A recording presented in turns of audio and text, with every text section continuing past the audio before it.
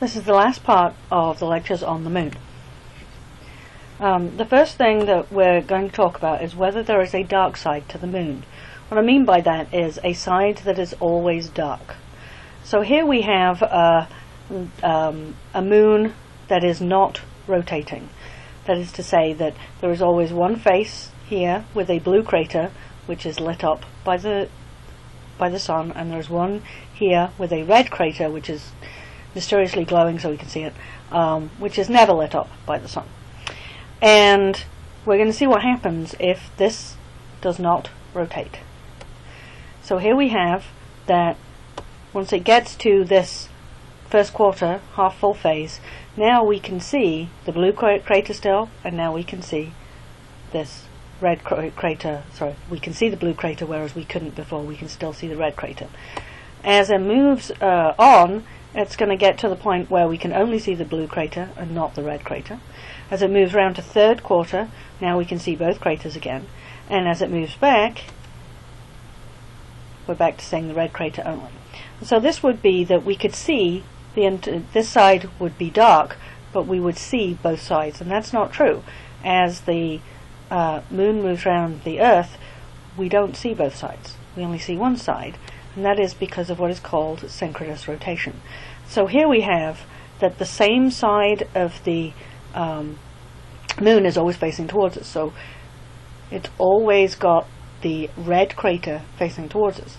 And in order for this to happen, it has to be that the moon rotates with a period that is exactly the same as the time it takes to go around. So this has gone all the way around from this side to this side to this side to this side and back again in the time it took to go all the way around. And this is called synchronous because the rotation and revolution periods are synchronized.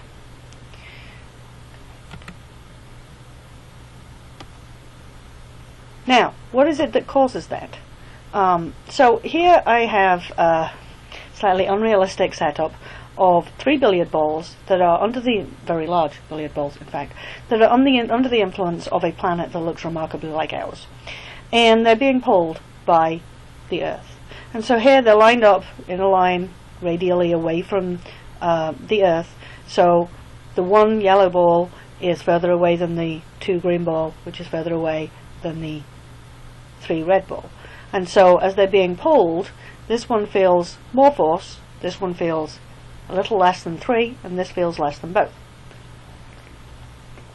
And so as they are accelerated, the force that they're feeling, they're all identical masses, this one's going to accelerate the most, and this one's going to accelerate the least.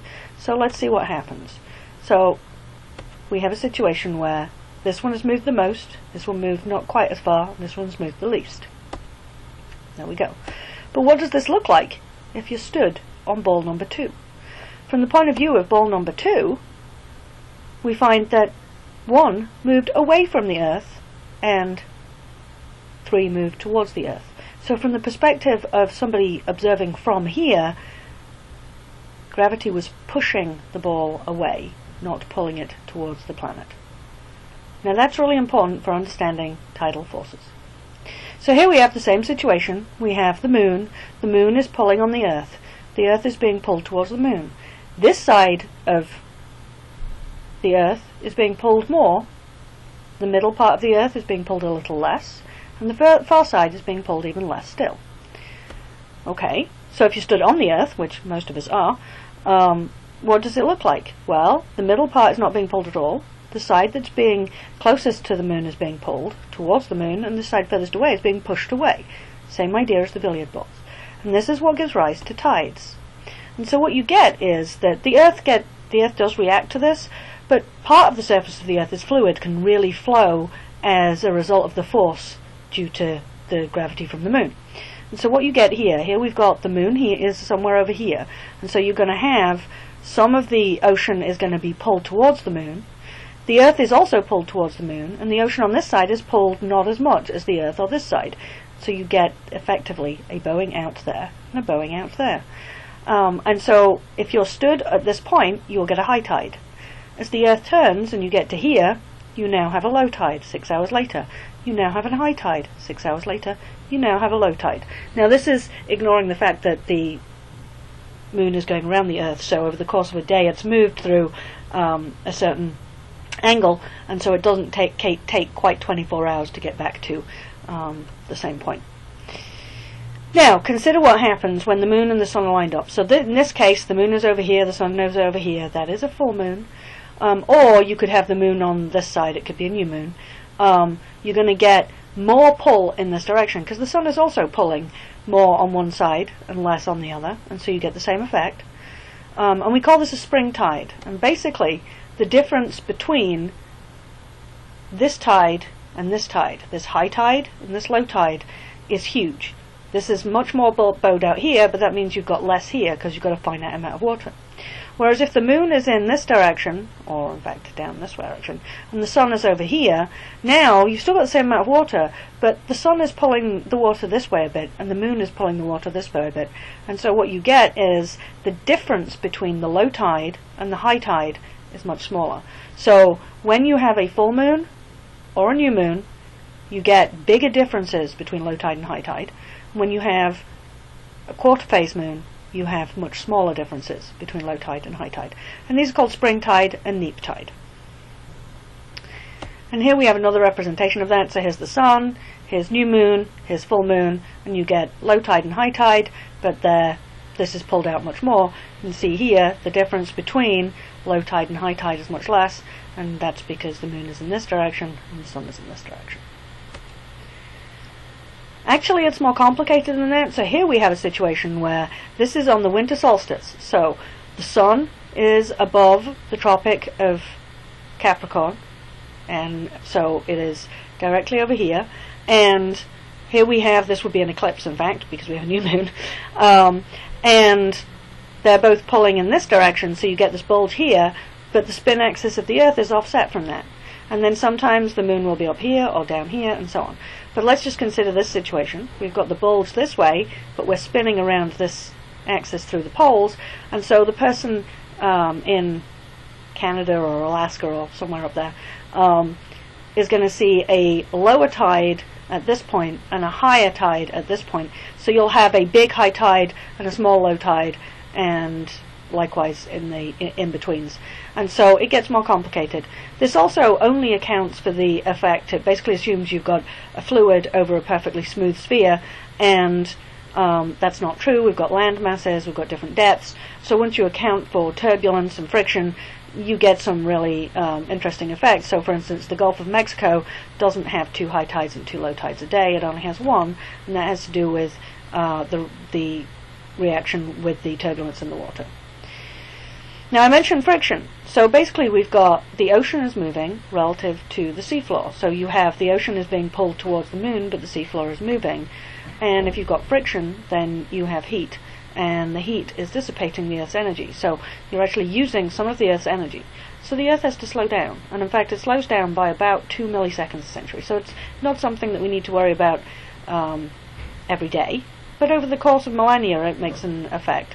So the length of a day increases. And so we have a geologic record that shows us how long a day is, and then this actually comes from the fact that we know how long a year is from different cycles that happen in soils and in plants, and then they're laid down, and we can work out how many days there are in a year. And it turns out that there were 397 days back 10 million years ago, and 10 million years is not that long ago.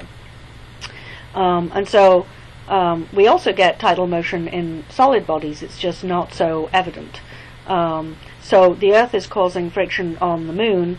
It's just that you don't see it quite so much, and the reaction is not quite so much. But that means that you have the same thing. You have rocks being pulled towards the Earth and pushed away from the Earth, and as the moon spins, it's going to have a friction effect, and you're going to lose energy, and the moon's rotation is going to slow down. And that's what gives rise to synchronous rotation.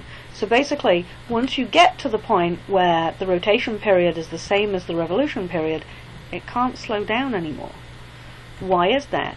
Well, once it's at that point, the side that's pointing towards the Earth is always pointing towards the Earth, and the side that's pointing away from the Earth is always pointing away from the Earth. So you no longer have this friction. You no longer have the rubbing together of the rocks as the moon spins. And so this is why this sort of synchronous rotation is normal, and in fact this is something that will happen not just with the Moon and the Earth, but it's already happened to Pluto and its moon Charon. It's already happened to several of the moons of Jupiter and Saturn, and it probably happens to binary stars as well.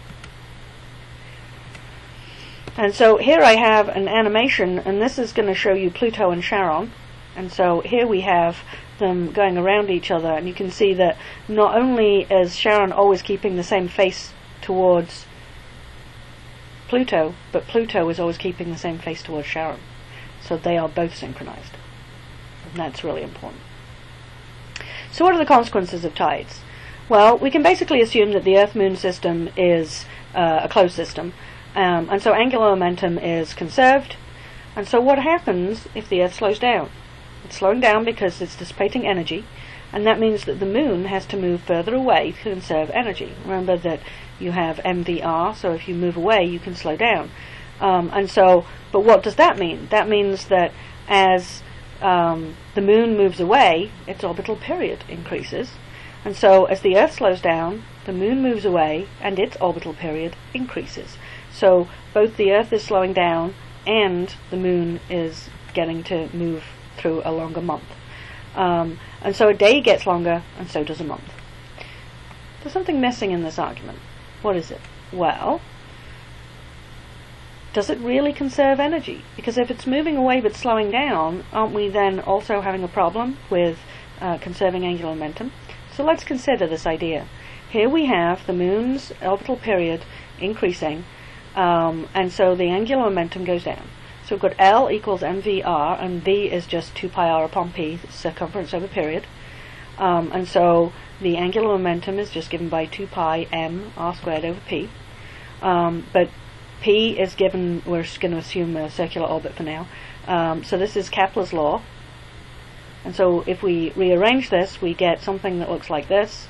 I just rearranged this so that it's in terms of the period. And now I've plugged in this equation over here and this equation over here and stuck them together. So I've got the angular momentum is given by the mass of one, the mass of the other, the mass of the Moon squared, the mass of the Earth and the Moon, and R, and the masses aren't changing, and so we have that L is proportional to the square root of R. So as R goes up, we still get an increase in the angular momentum, and that's what we need to do to get over the fact that the Earth is slowing down. And so it does work. It just means that you have to keep readjusting that synchronization.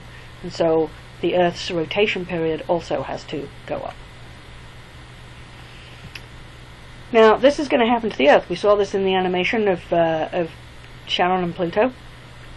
The Earth is slowing down, and eventually the same bit of the Earth is going to be facing the Moon, and then it won't have any more friction, and so it'll just be stuck like that.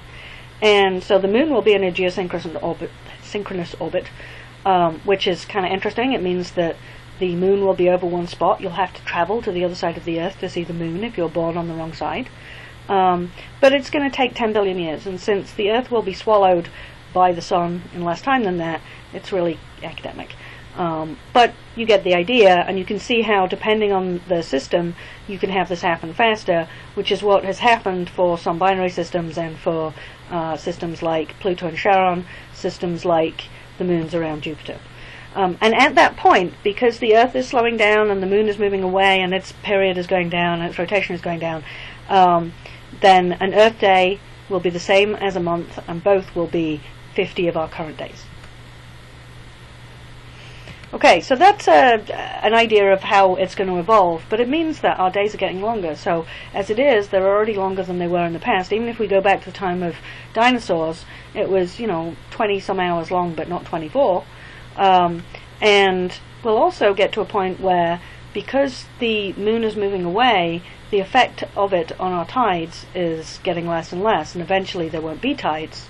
In the past we had shorter days, and the tides were more violent. That is, the difference between high tide and low tide were much bigger because the Moon was closer to us, so the effective difference between high tide and low tide were bigger. And so what we have is that we will also not have eclipses. or at least we'll only have annular eclipses, and the annulus will get fatter and fatter. That is to say, less and less of the sun will be blocked, because the moon is going to get smaller and smaller as it moves away. Okay, and that brings us to a couple of other interesting ideas. One is this idea that's called libration. So here I have, here's the Earth, and here's the moon. And it takes the moon 27.3 days to go around the Earth. It also takes 27.3 days to spin on its axis. But when it's at this point, which is perigee, you can see that it's spinning at a speed that's not quite fast enough. And so actually at this point it's not spinning fast enough, and so compared to the rate at which it's going around. So it's going around here and it's not spinning fast enough, and so we actually see just a little bit of this side because it's not spinning fast enough to stay quite lined up.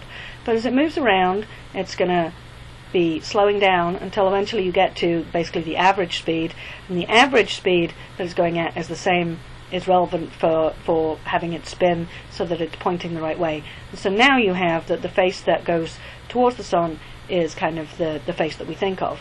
But then as it goes round to apogee, it's now moving faster in its spin in its orbit, so now we're going to see just a little bit more of this side and a little bit less of this side because it's spinning too fast compared to the speed at which it's moving. And so we actually see very slightly more than just one face. Now I'm going to show this, and this is going to show how we see a little bit more on this side at one end of the orbit, a little bit more on this side at the other end. But also the moon is moving through an orbit that is inclined at 5 degrees. So sometimes when the full moon is at that point above the Earth, we see more of the underside, and sometimes when it's at the point below the Earth, we're seeing a little more of the top side. And so we get what seems to be a bit of a wobble. So this is going to show you, so that was all waning, and now it's waxing again, and now it's going back to waning. And I'll show it again, and you'll see as it goes through here, it's wobbling so that we're seeing a little bit more of the top, and then it goes back to seeing a little bit more of the bottom, and we're seeing a little bit more of one side and a little bit more of the other. And this is what we need, this is what we get because the orbit is both inclined to the ecliptic and because the orbit is elliptical.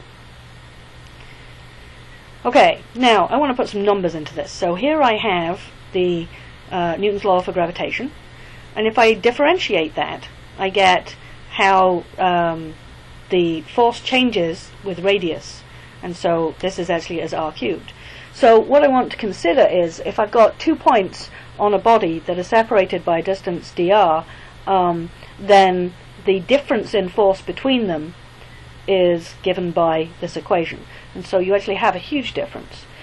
Now let's compare what we get for the moon and for the sun. And so here I have, so in this case we've got the effect of the moon, this is the df of the moon on the Earth, and the df of the sun on the Earth. And so what we need is the mass of the moon and the mass of the sun, the distance of the moon and the distance of the sun. And you can see that this goes as r cubed, and so what you get when you rearrange this and stick in the numbers, so I've got the mass of the moon, which is much smaller than the sun, but I also have the distance of the moon. The moon is much, much closer, and with the r cubed, what we find is that the effect of the moon compared to the sun, in terms of the difference in gravity that we feel from one side of the Earth to the other, is a factor of 2, and so this is why the moon is responsible for tides, even though the sun has a stronger gravitational force.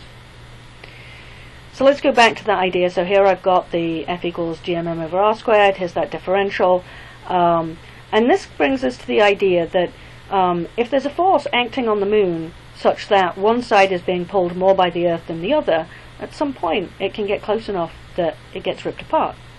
And so how do we do this? Well, we're going to consider this as being, the moon is made of 2 particles, both of mass m, and they are of distance dr apart, and so the force holding them together, this is simplified, but the force holding them together is given by the 2 masses and their distance apart. And this is assuming that it's all down to gravity, that it's like a pile of rubble and we've just got these 2 pieces, and what happens as it's moving towards the Earth. So here I've got the force holding it together, and this is the differential force. So this is the force that's acting on it because of the Earth. So this is the mass of the Earth, the mass of one of those particles, and now this is how much the force is pulling them apart. So if the force dF is greater than F, then the moon will be torn apart. This force that's pulling them apart is stronger than this force holding them together. It will no longer stay together. And so we can equate them and do a bit of cancelling, so the g's disappear and one of the m's disappears and so on, and you get something that looks like this. And when I get the cubes in and rearrange a bit, I get that the radius, that is the distance from the center of the Earth at which the moon is going to be torn apart, is given by the size of the moon, the size of the Earth, the distance from the Earth, and the mass of the moon and the mass of the Earth. Simplify that a bit further to make it more general. We can put in radii and densities, and this will become clear as we go on through. And so if we're assuming that the moon is just made of those two particles, then each one is, so you have 2m for the whole mass, so each one is given by that equation. And so we put those into our Roche limit equation, and we can do some cancelling. Get rid of the pi's, get rid of the 3's, rearrange a little bit. The planets aren't going to change in size. And so here we've got something that says that the distance that a moon can be to from a planet before being torn apart is given by this equation, where this is the density of the planet and this is the radius of the planet. And so if you've got a terrestrial planet, so this is the Earth or Mars, then the Roche limit is the cube root of 4 times the radius of the planet, which is 1.6. And so what does that mean for our moon? Well, for the Earth, its radius is 6,400 kilometers. The Roche limit is about 8,000 kilometers, and the distance of the moon is a lot more than that. So we don't have to worry about the moon being torn apart. But you can see that for, if you put in, we've got here the density of the moon, which is rocky, compared to, say, a gassy planet, which is more like the density of water, then this would be a third, and that changes the equation. And that these are things that can explain why we have an asteroid belt, why the large planets have ring systems, and so on. And that's all that we're going to do on the moon